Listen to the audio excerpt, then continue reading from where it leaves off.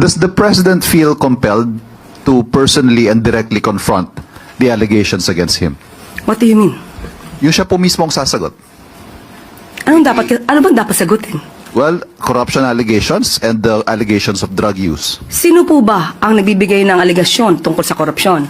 Ang sinabi ni Zaldico, pauwiin po natin siya dito, ibigay niya ang tamang mga dokumento niya kung meron siya, at saka po natin sagutin ang inyong katanungan. Pero ganun pong hindi siya magbibitiw ika ninyo. But how is this going to affect his governance? Kasi whether true or not, meron po itong impact, for example, maybe sa international community or maybe domestically, meron pong mga nagdududa sa mga aligasyong ito.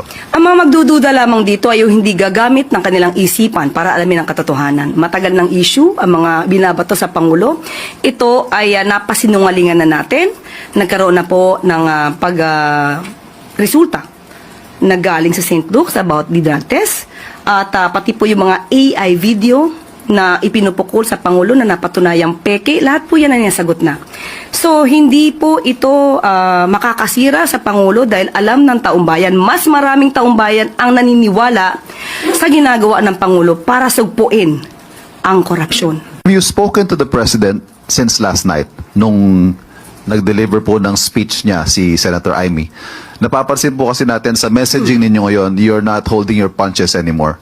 What do you mean, I am not holding my punches anymore? Direkta nyo na pong kino-question ang mga aksyon ni Senator Amy, ang kanyang motibo.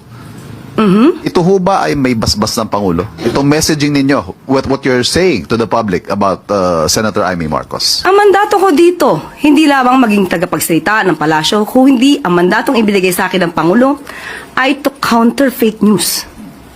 So ang sinasabi po natin dito ay para malaman ng tao ano ba ang katotohanan.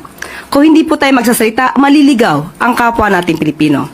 Yes, nagkausap kami ng Pangulo. Pero kung anong pinag-usapan namin, hindi ko na po i-reveal sa inyo.